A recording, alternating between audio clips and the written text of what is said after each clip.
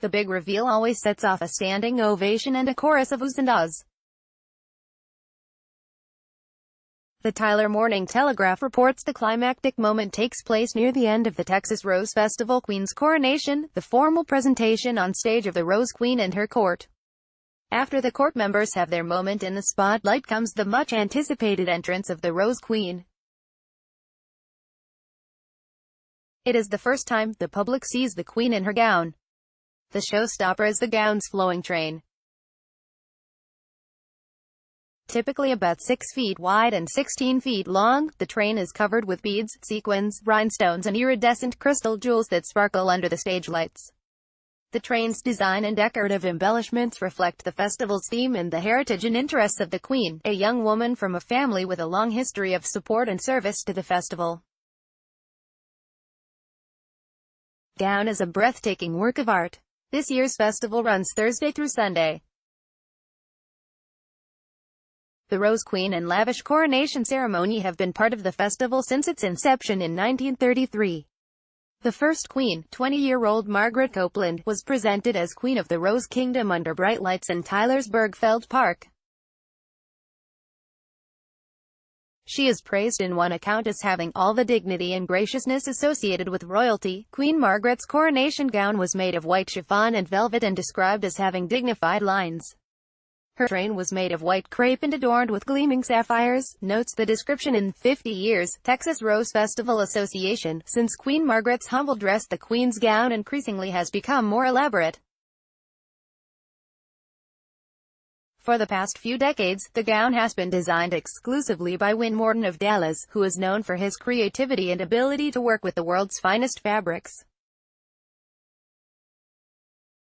Last year's Rose Queen, Emily K. Evans, wore a gown that depicted the theme, Celestial Wonders. It took months for teams of seamstresses to meticulously sew by hand over 200,000 stones and jewels and 75,000 gold beads onto 50 yards of satin and lace, construct the dress and then precisely fit it to Miss Evans. The top of the train has a large golden sun that spreads down, creating a fiery border that looks out into the blue of the heavens with jeweled plants and stars. The back of the train is also blue, acting as a heavenly backdrop to the Queen's gown. The result is a gorgeous 16-foot-long and 6-foot-wide masterpiece, reads the description from the festival. Queen Emily wore a crown made of 14-karat gold covered with golden beads, colored jewels and hanging Swarovski crystals designed to look like shooting stars. She carried a scepter topped with a large sun-shaped star encircling a crystal. The Rose Queen also wears her gown and crown while riding atop a float in the Rose Parade and greeting guests during the Queen's tea held in the Rose Garden. After each festival, the Queen's family typically bequeaths the gown, crown and scepter to the Tyler Rose Museum. From its inception, one of the museum's missions has been to preserve and present the coronation gowns. The idea for the museum first was proposed by Bart Fair, a young man who in the 1970s worked at a cleaners in Tyler where some of the gowns were stored. Fair found it unacceptable that the gowns were put away never to be seen again. He was passionate that they should be in a setting that showcased their grandeur. The more he pushed the idea of creating a museum to preserve the festival's history of pageantry, the more community and festival association leaders agreed. After money was raised by donors and the city gave financial support, the museum became a reality. The Tyler Rose Museum opened to much fanfare in October 1992. Crowds couldn't wait to see the exhibits paying tribute to the area's rose-growing industry and the festival. The coronation gowns are the museum's star attractions and one of the first things the thousands of annual guests see as they enter the building overlooking Tyler's famous Rose Garden. Aren't they beautiful, reflects Liz Ballard, as she looks at a display of Queen's gowns at Tyler Rose Museum. You can't appreciate the craftsmanship and what goes into making one until you get up close. As executive director of the Texas Rose Festival and director of the museum, Ballard is in charge of both continuing and preserving the traditions of the annual celebration that helped brand Tyler as the rose capital of the world.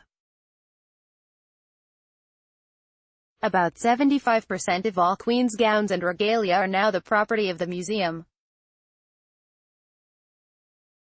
Ballard makes sure the gowns are taken care of for future generations to admire.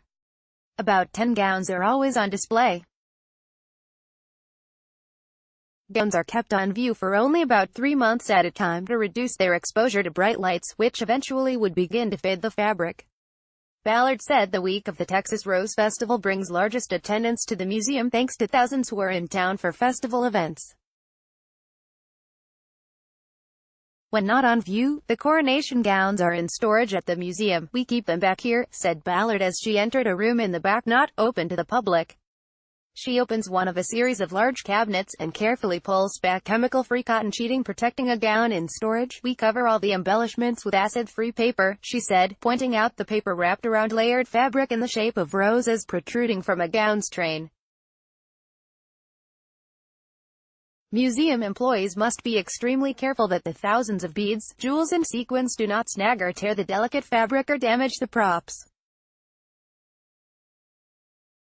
The museum also takes great pains to make sure the gowns are not exposed to harmful moisture or sunlight. Ballard informs previous queens and their families when a queen's gown goes on view. Seeing a queen's gown on display is an emotional experience for a former queen and her family. The gown brings back the memories, Ballard said. Seeing it back out always means so much to them.